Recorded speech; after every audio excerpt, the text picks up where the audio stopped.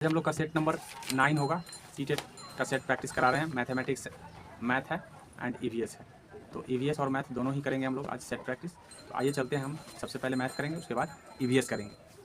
Math में पहला प्रश्न आप देख लीजिए, निम्नलिखित में से कौन आंकड़ों का आलेखीय निरूपण के लिए प्रयोग नहीं किया जाता है। मतलब आलेखीय निरूपण के लिए किसका प्रयोग नहीं होता है, तो औसत का प्रयोग आलेखीय निरूपण में नहीं होता है। जब भी आप आलेख बनाए होंगे तो देखे होंगे कि चित्र आलेख होते हैं, पाई चार्ट आलेख होते हैं, आयत चित्र होते हैं, लेकिन औसत नहीं होते हैं। इस बातों को ध्यान रखिएगा। आगे हम अगले प्रश्न को बढ़ते हैं।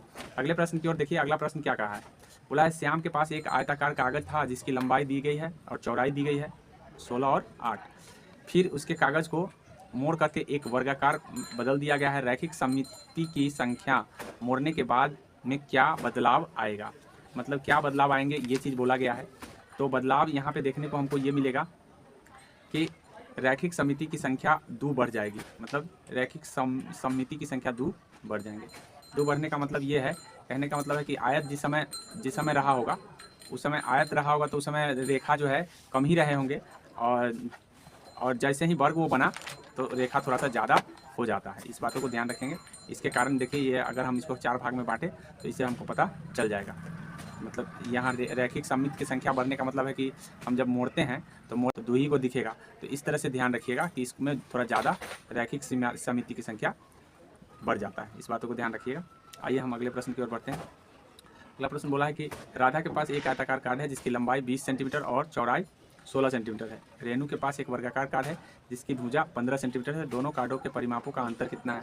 तो परिमाप आप जान लीजिए कि लंबाई अगर हम आयत का निकालते हैं तो 10 और 15 को जोड़ करके 2 से गुना, तो 10 15 25 होते हैं। 25 का 2 गुना होगा 50, अर्थात इसका आ गया आयत वाला का 50 आ गया।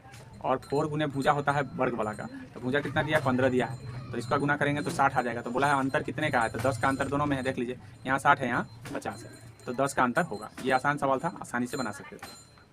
यहाँ देखिए, नीचे दिए गए विकल्पों में वृत्त के भाग चुनिए। मतलब वृत्त के कौन से भाग हैं।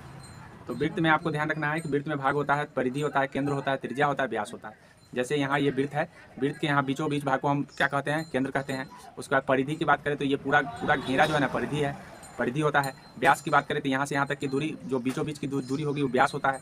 और त्रिज्या का मतलब आधा दूरी, सेंटर से जो दूरी होता है त्रिज्या होता है। तो सबको याद रखेंगे। ये भी हो सकता है कि पूछ दिया जाए कि वृत्त के बीचों बीच जो दूरी होगा, पूरी मतलब परिधि के बीचों बीच दूरी होगा, उसको क्या कहेंगे, या सबसे बड़ी जीवा को क्या कहेंगे, तो व्यास कहेंगे। इस बातों को ध्यान रखिएगा। उसके बाद है सेंटर से वृत्त पर किसी भी दूरी को क्या कहते हैं, तो त्रिज्या कहते हैं। सेंटर से चाप पर किसी भी दूरी को क्या कहते हैं, त्रिज्या कहते हैं। और पूरा घेरा को क्या कहते हैं, परिमाप कहते हैं। इस बातों को ध्यान रखिएगा। तो ये सारी चीज़ें याद रखने वाली बात है। आइए समझते हैं हम। यदि मीता 1 घंटे में 16 किलोमीटर की दूरी चलती है, मतलब 16 की रफ्तार से चल रही है, वह 210 मिनट में कितनी दूरी तय करेगी। तो 210 मिनट को सबसे पहले ये याद कर लीजिए कि कितना घंटा हुआ। तो 210 बटे आप 60 कर सकते हैं। 210 बटे 60 इतना घंटा हुआ। अब 1 घंटा में जब 16 किलोमीटर जाता है तो इतना घंटा में 16 से गुना कर लीजिए। 16 से गुना करने का मतलब 0 से 0 कट गया, इसको भाग कीजिएगा 3 से तो 2 बार में, इसको 3 से 7 बार में, 2 से काट दीजिए, 16 को 8 बार में, 8 से कितना होता है 56। तो इस तरह से आपको ध्यान रखना है। पहले घंटा में चेंज करना है मिनट वाले को, और उसके बाद आपको रफ्तार से गुना कर देना है, मतलब स्पीड से गुना करना है। 1 घंटा में 16 किलोमीटर गया तो इसका मतलब 16 किलोमीटर प्रति घंटा के रफ्तार से वो चल रहा है। ठीक है, तो 4 गुने समय होता है। समय देख लीजिए, यहाँ मिनट में दिया था, इसको घंटा में बदल के आपको आंसर देना था। आइए समझते हैं अगले प्रश्न को। अगला प्रश्न देखिए क्या कहा है। अमृता एक वर्गाकार कागज का ऊर्ध्वाधर रेखाएं बनाकर उन्हें 10 समान आकार की आकृतियां पट्टियों में बांटती है। वह उनमें से 3 पट्टियों में लाल रंग भर देती है।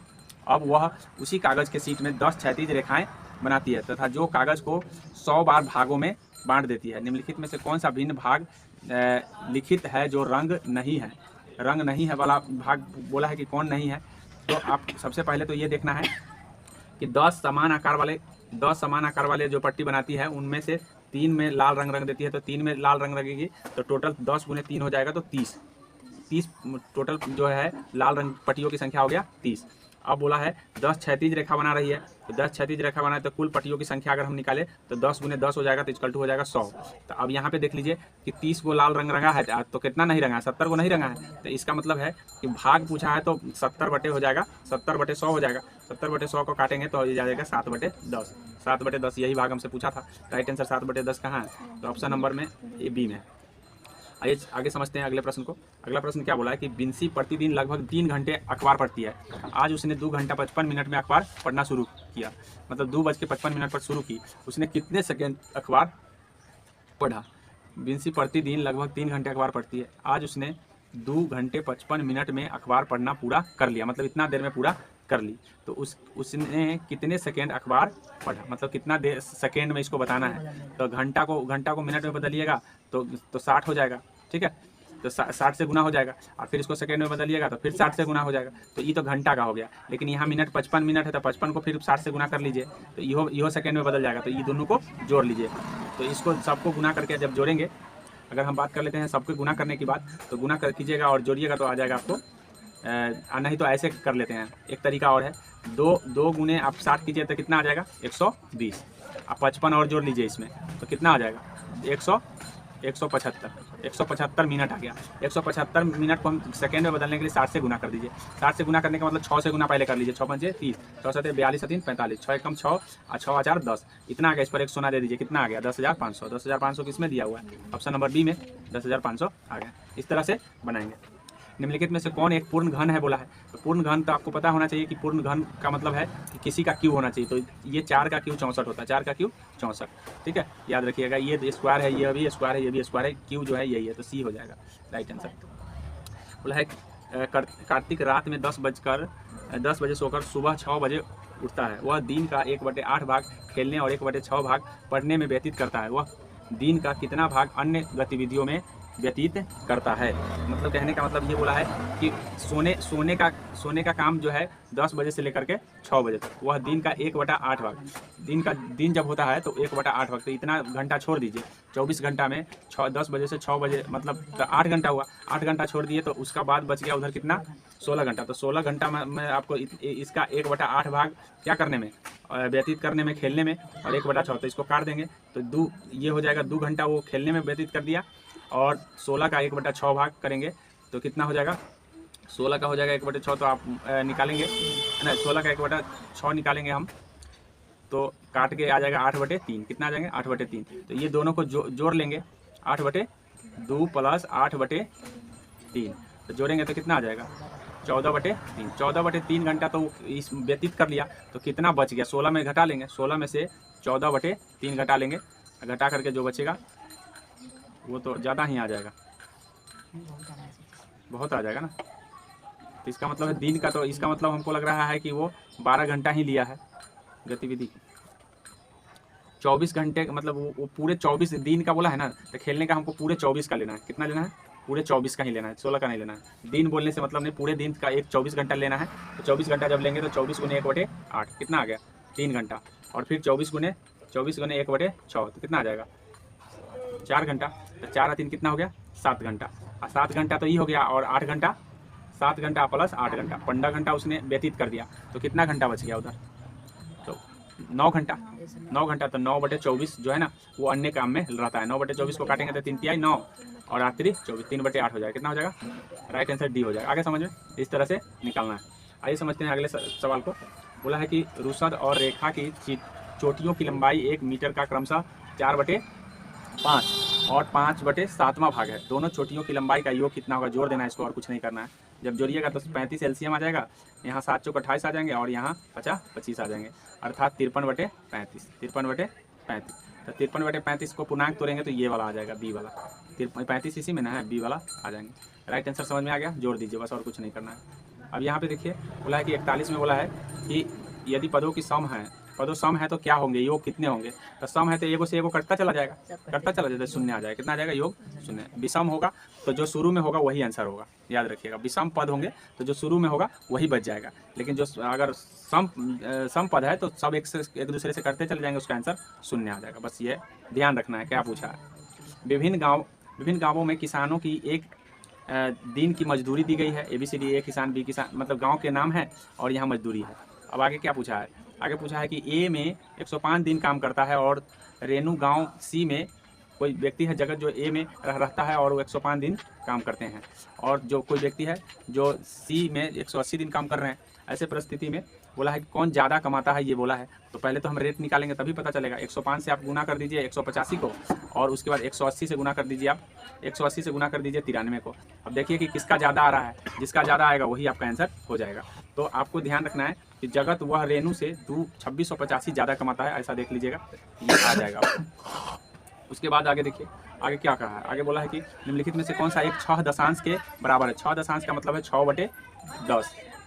6/10 तो 6/10 कौन आएगा? 0.16 तो है नहीं, है ना ये में 16 नहीं आएगा ना। 10 से भाग देंगे अच्छा का 60 आएगा। अच्छा कौन सा 1 और 6 नहीं, 1 भी प्लस करना है तो 1.606 हो जाएगा।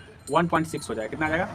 इसका तो 0.6 हुआ, प्लस 1 कर देंगे तो 1.6 हो जाएगा। कितना हो जाएगा? 1.6। राइट आंसर आ जाएगा डी। 1 भी बोला है और 6 दशांश भी बोला। अच्छा जितना दशांश कहेगा उतना बटे 10 होगा, याद रखिएगा। तो इसको जोड़ देना हमको 1 में, तो जोड़ के कितना आ जाएंगे? राइट आंसर 1.6 आ जाएगा। निम्नलिखित में से कौन सा आरोही क्रम में है? आरोही क्रम का मतलब होता है बढ़ते क्रम। देख लीजिए बढ़ते क्रम कौन सा है। तो यहाँ देखिए 866 है और 806 आ गया, तो इसका मतलब है कि ये तो बढ़ रहा है, ये भी इससे बढ़ गया है, ये भी इससे बढ़ गया है। उसके बाद यहाँ पे देखिए तो ये कम गया है, ठीक है, ये कम गया, तो इस तरह से ये गलत हो गया। 866 है और ये बढ़ गया, फिर उसके बाद यहाँ पे देखिए कि ये बढ़ गया और ये भी ये घट गया, नहीं घटा है, हाँ घट गया, क्योंकि यहाँ 6 होता तब बराबर होता, छोटा हो गया, ये गलती हो गया। इस तरह से आप देखेंगे कि ये वाला सही है, इसको देखिए इससे बड़ा ये है। और पता कैसे चलेगा? तो देखो इसको बड़ा छोटा अगर समझ में ना आए तो क्या करना है कि यहाँ देखो कितने अंक का डेसिमल, 3 अंक का, यहाँ भी 3 अंक का डेसिमल है, तो पता है कि 8 पहले आ गया तो बड़ा ही हो गया, ठीक है। लेकिन यहाँ पे 3 अंक का नहीं, यहाँ 2 ही अंक का डेसिमल थे, 1 अंक मतलब यहाँ 0 दे देंगे। तब 0 दे देंगे तो यहाँ देख लीजिए ये 60 आ रहा है, ये कितना है? 6 है, ठीक है। 8 6 है, 8 60 है, तो 8 60 वाला तो बड़ा ही होगा, 8 66 वाला बड़ा होगा। फिर उसके बाद यहाँ पे देखिए 8.6, अब यहाँ पे 0.66 का मतलब है 0.66 है, यहाँ पे 600 आ जाएगा। यहाँ अगर 0 देंगे तो 600 आ जाएगा, तो बड़ा हो जाएगा। तो इस तरह से बराबर कर लीजिएगा तो क्लियर हो जाएगा। यहाँ पर भी 3 को 0 2 को 0 दे देंगे तो बड़ा हो जाएगा। तो इस तरह से आपको ध्यान तो बड़ा ही है। आइए देखिए क्या बोला है यहाँ पे, म्याऊ खेल को खेलने के लिए सब लोग एक गोले में खड़े होते हैं। एक खिलाड़ी खेलता है, बोलता है 1, अगला खिलाड़ी कहता है 2, और ऐसे ही खेल चलता रहता है। जिस खिलाड़ी को 7 या फिर से 7 भाग होने वाली संख्या बोलनी है, वह उस संख्या की जगह म्याऊ कहेगा। मतलब 7 या 7 से भाग लगने वाला जो भी संख्या आएगा उस पर म्याऊ बोलना है। हाँ जैसे जैसे कहने का मतलब 1 2 3 4 बोलते जा रहा है, जैसे 7 आ गया तो म्याऊ, उसके बाद फिर 14 आएगा तो म्याऊ, ठीक है, ऐसे बोलना है, ऐसा बोला गया है, ठीक है। वह उस संख्या की जगह म्याऊ कहेगा। जो म्याऊ कहना भूल जाएगा वह खेल से बाहर हो जाएगा। मतलब जो 14 बोल देगा, मतलब 14 या 14 बोल दिया तो इसका मतलब उस खेल से बाहर हो जाएगा, ठीक है, खेल से बाहर हो जाएगा। अंत में म्याऊ बोलने वाला खिलाड़ी जीत जाएगा। जो अंत में म्याऊ बोल देगा वो लास्ट में जीत जाएगा। विजेता बनने के लिए निम्नलिखित में से किस समूह संख्या आने पर म्याऊ बोलना होगा? अब यहाँ पे देख लो, जो 7 से भाग लग रहा है वो उसमें म्याऊ बोलना होगा, यही देखना है। तो यहाँ पे देख लो राइट आंसर इसका ये हो जाएगा, क्योंकि ये 7 से भाग लगते हैं, ये भी 7 से भाग लगते हैं, ये भी 7 से भाग लगते हैं। भाग लगा के देख लीजिएगा, राइट आंसर आ जाएगा। निम्नलिखित में से क्या गणित में एक रचनात्मक कक्षा को प्रदर्शित करता है? रचनात्मक कक्षा को प्रदर्शित करने वाला कौन है? तो यहाँ पे देख लीजिए गणित में रचनात्मक कक्षा को प्रदर्शित करने वाला ये है सी। शिक्षक में नकली नोट डंडियों के बंडल गिन तारा लेकर आया और स्थानीय मान सिखाने के लिए छात्र को सामूहिक गतिविधियों में लगाए रखता है। तो ये सही है, सामूहिक गतिविधि में ही बच्चे जो है ना ज़्यादातर रचनात्मक होते हैं। तो आपका राइट आंसर सी हो जाएगा। आप एक बार सबको पढ़ लीजिएगा, हम थोड़ा वीडियो ज़्यादा लंबा होने के कारण हम खाली आंसर बता दिए। यहाँ पे देखिए आगे क्या कहा है। एनसीईआरटी के अनुसार कक्षा 3 के शिक्षार्थियों के लिए निम्नलिखित में से कौन सा एक अधिगम प्रतिफल नहीं हो सकता है? मतलब अधिगम का प्रतिफल कौन नहीं हो सकता, ऐसा बोला गया है। तो अधिगम का प्रतिफल ये नहीं हो सकता, इस बातों को ध्यान रखिएगा, क्योंकि ये प्रतिफल नहीं है तो ऑलरेडी योग है, किसी का प्रतिफल नहीं है, इसको तो जोड़ना ही है। तो प्रतिफल झूठ के आता है उसको प्रतिफल कहते हैं, आगे समझ में। तो राइट आंसर हो जाएगा डी। आइए देखिए ये बोला है कि एक शिक्षक के लिए कक्षा में भिन्न का परिचय देने के लिए निम्नलिखित में से किसका सर्वाधिक उपयुक्त है? मतलब अगर भिन्न का परिचय देना है तो सबसे ज़्यादा उपयुक्त कौन सा है? तो सबसे ज़्यादा उपयुक्त आपका होगा, आप एक सेब को 4 दोस्तों में समान रूप से कैसे बांटेंगे? तो अगर ये प्रश्न पूछेंगे तो बोलेगा कैसे बांटेंगे, तो बोल देंगे कि हम काट काट के बांट देंगे। तो फिर बताइए कि कैसे, कितना कितना सबको मिला, तो तब तो बोलने में आसानी नहीं होगा। तो इस तरह से उसको बताना पड़ेगा कि कितना कितना उसको पड़ा। तो इससे क्या हो जाएगा, उसमें भिन्न समझ में आ जाएगा कि भिन्न आखिर यही होता है। आगे समझ में सबसे उपयुक्त अच्छा लग रहा है। यहाँ देखिए आगे बोला है कि प्राथमिक स्तर पर गणित के आकलन के लिए निम्नलिखित में से कौन सा उद्देश्य सर्वाधिक महत्वपूर्ण है? तो सबसे ज़्यादा महत्वपूर्ण की अगर हम बात कर ले तो सबसे ज़्यादा आपका महत्वपूर्ण हो जाएगा प्रतिपुष्टि और उपचारात्मक शिक्षण प्रदान करने हेतु बच्चे की प्रगति को एक समय अवधि में अंकित करना। ये सबसे ज़्यादा उपयुक्त होता है। इस बातों को ध्यान रखेंगे, ये याद रखने वाली बातें हैं, आपको याद रखना है। आइए देखिए, श्रीमान हरि अपनी कक्षा में भिन्न प्रकार की रंगोली के चित्र प्रिंटेड दुपट्टे लेकर आए। गणित में निम्नलिखित में से किन विषयों को पढ़ाने के लिए यह सर्वाधिक उपयुक्त साधन हो सकते हैं? तो ये जो है बोला है कि प्रिंटेड चित्रित दुपट्टे लेकर आए हैं, तो ये किस चीज़ के साधन हो सकते हैं? ये साधन आपका हो जाएगा आकृति पैटर्न का साधन। मतलब उससे जो है ना आकृति हम अलग अलग तरीके से बना करके उसको दिखा सकते हैं। गुणनखंड तो नहीं बता सकते दुपट्टा से, भिन्न भी नहीं सिखा सकते और स्थानीय मान भी नहीं सिखा सकते, आकृति बना सकते हैं। इनमें से कौन सा अभ्यास सबसे उपयुक्त रूप से यह दर्शाया कि आपके छात्रों ने अज्ञात राशि को अनुमान लगाने का कौशल अर्जित कर लिया है? मतलब कौन सा अभ्यास सबसे उपयुक्त है, ऐसा बोला गया है। सबसे उपयुक्त अगर आपको देखा जाए तो आपका हो जाएगा पार्टी आयोजित करने की संभावित कीमत लगाना। ठीक है, अगर पार्टी आयोजित करना है तो हमको संभावित कीमत लगाना है, तो इससे क्या हो जाएगा, छात्र अज्ञात राशि का अनुमान लगा लेंगे कि कितना हम खर्चा कर सकते हैं। अब आगे देखिए, गणित में असाधारणों अवधारणाओं की प्रकृति के बारे में निम्नलिखित में से कौन सा सही नहीं है? तो अवधारणा के प्रकृति के बारे में देख लीजिए कौन सही नहीं होगा। तो इसमें मेन जो है सही नहीं होंगे, आपको ध्यान रखना है कि बी वाला सही नहीं है, क्योंकि गणित अवधारणा रैखिक रूप से व्यवस्थित होते हैं, ये गलत है। रैखिक रूप से व्यवस्थित नहीं होते हैं। गणितीय अवधारणा की प्रकृति अमूर्त होती है, सही है। प्राकृतिक तर्कसंगत होती है, सही है। अवधारणाएं विवेचनात्मक और तर्कन दोनों होते हैं, तो ये ध्यान रखेंगे। अब यहाँ पे देखिए 53 नंबर में क्या कहा है कि कक्षा में आरंभ कर रहे हैं कोई शिक्षक और उन्हें 3 शिक्षण गतिविधियों की योजना बनाई। अब इसमें कौन बना सकते हैं, कौन नहीं बना सकते हैं, ऐसा लास्ट में बोला गया है। बोला अवधारणाओं को अच्छी तरह से स्पष्ट करने के लिए इन क्रियाओं को सबसे उचित क्रम, अच्छा सबसे उचित क्रम कौन होगा, मतलब कौन पहले करेंगे कौन बाद में करेंगे, ऐसा क्रम बताने को है। तो सबसे उचित क्रम की बात हम अगर कर ले तो आपका हो जाएगा पहला, सबसे पहले 3 नंबर आएगा, देख लीजिए सबसे पहले 3 नंबर आएगा, तो 3 नंबर ये है, उसके बाद 1 नंबर आएंगे, उसके बाद 2 नंबर आएंगे। एक बार इसको देख लीजिएगा। यहाँ पे 3 नंबर में बोला है कि कई कंकरों या कंचों को समान संख्या में समूहित व्यवस्थित करेंगे। व्यवस्थित करने के बाद श्यामपट्ट पर सरल विभाजन संबंधित बात बताएंगे। तो ऐसा मैंने क्रम बता दिया है, आपको ध्यान रखेंगे। आगे देखिए, कक्षा 2 अधिगमकर्ता के मानचित्रण या और दिक् स्थान संबंधी समझ की अवधारणा का परिचय देने के लिए निम्नलिखित में से किसका संदर्भात्मक क्रियाकलाप के रूप में उपयोग किया जा सकता है? मतलब संदर्भ में किसका प्रयोग किया जा सकता है? तो इसमें प्रयोग छात्रों को अपने स्वयं के घर को कागज पर बनाने के लिए कहना, जिससे विभिन्न कक्षाओं के उपेक्षित सापेक्षित आकार बना रहे हैं। मतलब अपने घर वाले चीज़ों को करने के लिए वो ज़्यादा समझ में आ जाएगा, ये चीज़ ध्यान रखना। निम्नलिखित में से किसका नाम एक ज्यामिति सिद्धांत के विकास से संबंधित है जो बच्चों को ज्यामिति तर्क में विभिन्न स्तरों को वर्णित करता है? मतलब किसका नाम आता है? तो इसमें नाम आता है वेन हीले का, आपने देखा है, पहले भी पढ़ा है इसके बारे में। उसके बाद बोला है एनसीएफ 2005 के अनुसार गणित के पाठ्यक्रम का निम्न में से कौन सा एक महत्वपूर्ण उद्देश्य है? मतलब गणित 2005 के लिए महत्वपूर्ण उद्देश्य एनसीएफ के अनुसार कौन सा है? तो सबसे महत्वपूर्ण कौन है? तो यहाँ देख लीजिए, ये दैनिक जीवन से उदाहरण को जोड़ रहेंगे तो अच्छा, सबसे अच्छा माना जाता है। उसके बाद यहाँ पे देख लीजिए, ये जो है एक प्रयोग दिखाया गया है यहाँ पे, और यहाँ पे प्रयोग दिखाए गए हैं। बोला है एक प्रयोग प्रश्न को हल करने में लिखित निम्नलिखित में से कौन सा छात्र द्वारा दिए गए उत्तर सर्वाधिक उपयुक्त और प्रतिक्रिया निरूपित करता है, इसमें बोला गया है। तो सबसे अच्छा अगर उपयुक्त माना जाए तो आप देख लीजिए, ऑप्शन नंबर इसका हो जाएगा 4 नंबर ऑप्शन सबसे उपयुक्त यहाँ पे बताया गया है। योग के समय पुनर्समूहीकरण और संख्याओं के स्थानीय मान की पुनः समूहीकरण अवधारणा को सुदृढ़ करने के लिए मूर्त और हस्त कौशल सामग्री उपयोग किया जाना चाहिए। मतलब मूर्त सामग्री प्रयोग करेंगे तब जाकर के योग समझ में आएगा, डायरेक्ट वैसे योग समझ में कम आएगा। उसके बाद है बोला निम्नलिखित में से कौन सा गणित शिक्षण अधिगम से संबंधित उपागम नहीं है? तो गणित से संबंधित उपागम ड्रिल और अभ्यास नहीं होता है, इस बातों को ध्यान रखेंगे। आज्ञात्मक निगनात्मक होता है, समस्या समाधान होते हैं, विश्लेषण संश्लेषण होते हैं, ड्रिल और अभ्यास नहीं होते हैं। ठीक है, अधिगम जो है इसमें अधिगम का उपागम नहीं है। या उसको निम्नलिखित में से किसको रचनात्मक आकलन में सम्मिलित नहीं किया जाता है? तो रचनात्मक आकलन में आपको ध्यान रखना है कि सत्र अंत परीक्षा को ये रचनात्मक आकलन नहीं है, अंत का परीक्षा, इस बातों को ध्यान रखेंगे। बाद बाकी पोर्टफोलियो, क्षेत्र भ्रमण, उपाख्यानात्मक रिकॉर्ड, ये सब जो है ना रचनात्मक के अंतर्गत आते हैं। और ये आपका लास्ट प्रश्न मैथमेटिक्स का है। सिमुलेशन सॉफ्टवेयर का उपयोग करके निम्नलिखित में से किसको सबसे बेहतर तरीके से पढ़ाया जा सकता है?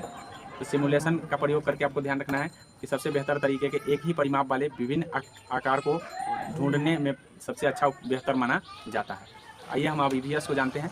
ईवीएस में क्या बोला है? पहला, पृथ्वी ग्लोब जैसी गोल है। नीचे दिए गए किस देश कि व्यक्ति पृथ्वी का उल्टा, तो अर्जेंटीना का हो जाएगा इसका राइट आंसर। अर्जेंटीना का व्यक्ति जो है हम लोग के उल्टा है। आगे यहाँ देखिए, पोचमपल्ली एक शहर है जहाँ अधिकांश परिवार बुनाई का कार्य करते हैं और एक विशेष प्रकार का वस्त्र जिसे वह बुनते हैं पोचमपल्ली कहलाता है। पोचमपल्ली वो बुनाई के कपड़ा को भी हम पोचमपल्ली कहते हैं। यह शहर जहाँ सुंदर चमकदार रंगों की साड़ियाँ बनती है किस राज्य में है? तो पोचमपल्ली आपको ध्यान रखना है, तेलंगाना राज्य में स्थित है पोचमपल्ली। अब यहाँ पे देखिए आगे नीचे दिए गए हैं कुछ उचित क्रम, इसका क्रम बताना है प्याज की खेती के लेकर के। तो उचित क्रम में आपको मैं बता दे रहा हूँ एक बार। सबसे उचित क्रम में आपका हो जाएगा, पहले आपका हो जाएगा गुड़ाई हो जाएगा। गुड़ाई के बाद बीज बोना हो जाएगा। और गुड़ाई करने का मतलब खेत तैयार करना, उसके बाद बीज बोना, बीज बोना के बाद उसके बाद खरपतवार हटाना, ठीक है। उसके बाद आपका प्याज का उखाड़ना, और प्याज के तब उखाड़ लेंगे तब उसके सूखी पत्ती को हटाएंगे लास्ट में। तो इस तरह से आपका राइट आंसर डी हो जाएगा। आइए अगले प्रश्न को समझते हैं। अगला प्रश्न देखिए क्या कहा है। किसी पुस्तक में गोलाकार गोलकोंडा के किले का मानचित्र दिया गया है। इस मानचित्र की तली में पैमाना दिया गया है जिस पर लिखित है 1 सेंटीमीटर का 110 सेंटीमीटर होता है। तो बोला इतना सेंटीमीटर का क्या हो जाएगा, यही पूछा है। तो गुना कर दीजिए इससे। जब गुना कीजिएगा तो आपका राइट आंसर जो आ जाएगा निकल करके वो आपका आ जाएगा 1.5। एक बार देख लीजिएगा गुना करने के बाद, ठीक है। गुना लगभग में आएगा, पूरा एग्जैक्ट नहीं आएगा, इस बातों को ध्यान रखेंगे। 1.4 किलोमीटर जो भी हो लगभग में आएगा। आगे यहाँ देखिए अगला प्रश्न क्या कहा है। आगे बोला है कि अल-बरूनी जो एक विद्वान है और जिन्होंने हमारे देश का भ्रमण हजारों वर्षों पूर्व किया के बारे में कौन सही कथन है, ये सब सुनना है। तो अल-बरूनी के बारे में आपको ध्यान रखना है कि सही कथन कौन कौन है इसमें। तो इसमें जो सही कथन है वो आपको मैं बता दे रहा हूँ। 1 भी सही है, 3 भी सही है, 4 भी सही है और 5 भी सही है, ठीक है। तो अर्थात कहने का मतलब है कि इसमें कौन गलती हो गया, एक के बाद दूसरा गलती है और बाद बाकी आपका 3, 4, 5 सभी सही हैं। तो दूसरा क्या है देख लीजिए। दूसरा क्या कहा है? दूसरा वो अफगानिस्तान से नहीं आया था, ठीक है। अल-बरूनी अफगानिस्तान से नहीं आए थे, ये गलत है। और अल-बरूनी जो है ना मोरक्को का यात्री था, इस बातों को ध्यान रखिएगा। अफ्रीका से आया था, तो इस तरह से आपको ये भ्रमण के लिए आया ही था और हमारे यहाँ देश में विभिन्न जगहों पर उसने गया भी। उसके बाद भूतकाल संस्कृति के बारे में जानकारी इकट्ठा किया और हमारे देश के लोगों को तालाब बनाने में कुशलताओं का भी उल्लेख किया है। ये सारी चीज़ हैं जो आपको याद रखना चाहिए। आइए हम आगे बोला है कि सांप, छिपकली, मेढक, घड़ियाल जो है निम्नलिखित विशेषता को चुनिए। इसमें जो है ना विशेषता क्या है जो सभी में है, जल और स्थल दोनों पर। तो ध्यान रखिएगा कि इसमें जो है कि जल और स्थल दोनों में ही पाए जाने वाले हैं। सांप, छिपकली, घड़ियाल, ये सारी चीज़ें, ठीक है। अब यहाँ पे देखिए, यदि आप अहमदाबाद में स्थित हैं और भारत के मानचित्र पर अहमदाबाद और दिल्ली के बीच कोई सरल रेखा खींचते हैं तो अहमदाबाद से दिल्ली की दिशा होगी, कौन सी दिशा होगी? तो मैं आपको बता दे रहा हूँ, अहमदाबाद गुजरात में पड़ता है, जो कि आप मैप में अगर देखेंगे तो गुजरात आपका यहाँ पे है और दिल्ली जो है ना यहाँ पे है। तो देख लीजिए कौन दिशा होगा। तो आप किसके सापेक्ष बोला है? तो अहमदाबाद से दिल्ली, यहाँ से दिल्ली कौन दिशा पड़ रहा है? उत्तर पूर्व पड़ रहा है। राइट आंसर उत्तर पूर्व बी हो जाएगा, ठीक है। एक बार मैप जरूर देख लीजिएगा। कई बार मैं कह चुका हूँ कि मैप देखना जरूरी है, नहीं देखिएगा तो फिर दिक्कत हो जाएगा। कोई एक्सप्रेस ट्रेन 144 किलोमीटर प्रति घंटा दूरी 2 घंटे में तय कर रहा है, तो इस ट्रेन की मीटर प्रति सेकंड बताना है। तो पहले 1 किलोमीटर प्रति घंटा बदलने के लिए 144/2 कर देना है। इसको मीटर प्रति सेकंड बदलने के लिए 5/18 से गुना कर देना है। ऐसा मैंने बोला है कि मीटर प्रति सेकंड। तो 2 से काटेंगे तो ये 72 आ जाएगा। 72 जिसको 18 चौक 72, 4 बार में 4 पंचे 20 मीटर प्रति सेकंड हो जाएंगे। इस तरह से आपको ध्यान रखना है। आगे बोला है कि मिजोरम में जब फसल का काम समाप्त हो जाता है तो लोग एकत्र हो जाते हैं, त्यौहार मनाते हैं, एक साथ खाना पकाते हैं, खाते हैं और मौज करते हैं, गाते हैं और नाचते भी हैं। उनके विशेष नाच का नाम क्या है? तो मिजोरम चेरा नृत्य होता है। मिजोरम में आपको चेराव नृत्य होता है, ये ध्यान रखना है। यहाँ पे मैंने पहले भी चेराव नृत्य के बारे में कई बातें बता दिया है। पक्षियों की एक स्पीसीज ऐसी है जिनका नर पक्षी सुंदर घोंसला बनाता है, मादा पक्षी उन सभी घोंसलों को देखता है, ठीक है, और उनमें वह उसे चुनती है जो उसे सबसे अच्छा लगता है और उसी में अंडे देती है। पक्षियों का इस स्पीसीज का नाम क्या है? ठीक है, तो इसको हम क्या कहेंगे? बीवर पक्षी कहेंगे। आइए ऐसे पक्षी को। भारत में केंद्र शासित प्रदेशों की संख्या कितनी है? तो 8 है। 8 केंद्र शासित प्रदेश है। मैं कई बार बता दिया हूँ, एक बार फिर से मैं बता दे रहा हूँ 8 का नाम।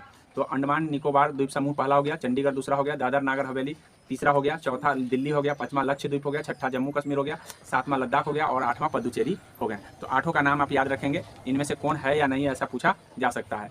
छिपकली, चमगादड़ और कलचिरी और बिच्छू किस वर्ग में आते हैं ये ध्यान रखिएगा, मतलब सभी का वर्ग बताना है। तो आपको पता है छिपकली सरीसृप में आता है, तो ऐसे ही ये ऑप्शन है, ये हो सकता है, ये दूर कट गया।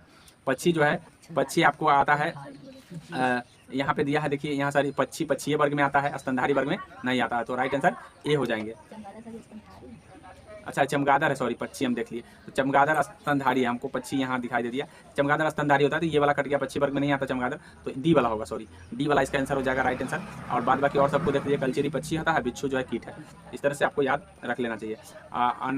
आर्यनाथ एक सपेरा है, जब वह अपना वाद्य यंत्र बजाता है तो सांप उनकी ध्वनि पर अपना सिर इधर उधर करने लग जाता है, तो यहाँ बोला है सांप के वाद्य यंत्र पर अनुक्रिया करने का क्या कारण है, तो सांप के जो है इसका मुख्य कारण है बीन द्वारा उत्पन्न कंपनों की जमीन से होकर संचरण करना, मतलब जब बीन बजता है तो उसका कंपन जमीन से होकर चलने लगता है, जिससे उसके एक ग्रंथि होता है, उस ग्रंथि में उसको कंपन होने लगता है, जिसके कारण वो जो है ना नाचने लग जाता है। तो ये सारी चीज़ हैं, मैंने बता दिया है आपको पहले भी। आइए हम देखते हैं, दो छात्र एक्स वाई के क्लिनिक विकृति रिपोर्ट नीचे दिए गए हैं। एक्स आयु 12 वर्ष की स्त्री, हीमोग्लोबिन इतना डेसिमल है, और वाई 10 वर्ष की स्त्री है जो हीमोग्लोबिन इतना प्रति डेसिमल है। तो इन रिपोर्टों के आधार पर यह निष्कर्ष निकाला जा सकता है कि इन मतलब जो है इन रिपोर्ट के आधार पर क्या निष्कर्ष हम निकाल सकते हैं, तो निष्कर्ष निकाल सकते हैं कि एक्स जो है ना रक्ताक्तता की रोगी है, मतलब कहने का मतलब है कि उसको रक्त अक्ता हो गया है, जबकि वाई नहीं, वाई रक्ताक्तता की रोगी नहीं है रिपोर्ट के हिसाब से, क्योंकि आपको ध्यान रखना है कि 12 वर्ष में कितना डेसिमल चाहिए ये देख लीजिएगा, और 10 वर्ष में कितना चाहिए, तो 12 वर्ष में उतना ही प्रति डेसिमल होना चाहिए, तो इसीलिए ये गलती है, इस बातों को ध्यान रखिएगा। आगे देखिए,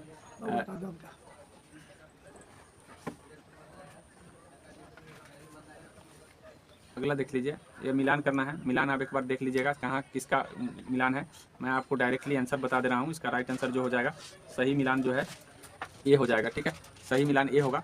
ए में देखिए ए वाला जो है असम जो है ना, असम में कैसा घर है, तो असम में बांस का घर होता है, जो कि 5 नंबर में दिया गया है। वही लद्दाख की बात कर ले तो लद्दाख में आपका होता है, लद्दाख में आपका हो जाता है पत्थर के बने फर्श होते हैं और लकड़ी का छत होता है। वही मनाली की बात कर ले तो मनाली में आपको ध्यान रखना है कि पत्थर का या लकड़ी के बने ढालू छत होते हैं। ढालू छत अगर हम कहें तो हिमाचल प्रदेश के मनाली में, और राजस्थान में तो आपको पता है कि कंटेली झाड़ियों का बना छत होगा। तो ये सारी चीज़ें जो आपको याद रखना चाहिए। आगे देखिए 76 में क्या कह रहा है, एक दूसरे देश में एक नया छात्र अपनी कक्षा में शामिल होता है, जिसमें कुछ मुख्य रूप से स्थानीय छात्र शामिल है। आप इससे छात्रों को विविधता का महत्व सिखाने और समावेशन के निर्माण करने के अवसर के रूप में उपयोग करना चाहते हैं। तो बोला है कि क्या चाहेंगे आप ऐसे विद्यार्थी के लिए, तो ध्यान रखिएगा राइट आंसर जो इसका हो जाएगा, प्रत्येक बच्चे के घर में प्रचलित व्यवहारों में समानताओं और अंतरों के बारे में कक्षा में चर्चा करेंगे, तभी जाकर के सीख पाएंगे। मतलब अगर शिक्षक अगर किसी बच्चा में सभी बच्चा का प्रसार करना चाहता है कल्चर को, तो सब बच्चा से पूछताछ करे और उसके व्यवहारों के बारे में चर्चा करे, तो जाकर के सभी का वो सीख सकता है।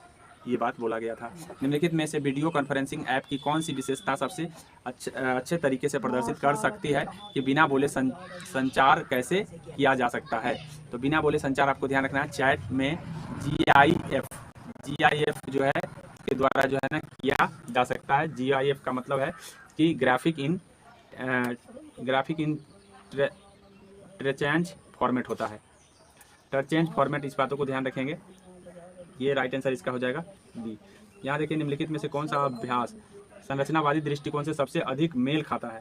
तो संरचनावादी दृष्टि के लिए सबसे मेल खाने वाला अभ्यास बताइए। तो ये सबसे मेल खाने वाला विभिन्न देशों के जिनके बारे में छात्रों ने सुना होगा कि पहचान करने के लिए ग्लोब का उपयोग करना सबसे ज़्यादा संरचनावादी होगा। इस बातों को ध्यान रखेंगे। निम्नलिखित में से कौन सा सक्रिय शिक्षण में लगे छात्रों का सर्वश्रेष्ठ उदाहरण है। तो सक्रिय जो है में आपको ध्यान रखिएगा, श्याम पट पर लोगों द्वारा किए जाने वाले विभिन्न प्रकार के कार्यों के बारे में विचारों को मानचित्रण मापदंड करना आपको राइट आंसर होगा। अब यहाँ देखिए प्रकाश शास्त्र पर एक पाठ के संबंध में निम्नलिखित में से कौन सा प्रमाण कार्य होगा। मतलब कौन सा प्रमाण कार्य होगा, प्रकाश शास्त्र पर एक पाठ संबंध में निम्नलिखित में से कौन प्रमाणिकता होगा, ये चीज़ बोला गया। तो प्रमाणिकता के लिए आपको ध्यान रखना है, अपने विद्यालय में आग रहित खाना बनाने के मेले का आयोजन करना, जहां छात्र व्यंजन बनाते और बेचते हैं। तो इससे क्या हो जाएगा, प्रकाश शास्त्र का ज्ञान हो जाएगा। प्रकाश शास्त्र होता है ना विद्यालय में, अच्छा पाक शास्त्र, सॉरी पाक शास्त्र, प्रकाश शास्त्र बोला, पाक शास्त्र होगा। आगे देखिए भावनाओं को साझा करने के बारे में एक अध्याय में एक छात्र पूछता है, आप हमें EVS में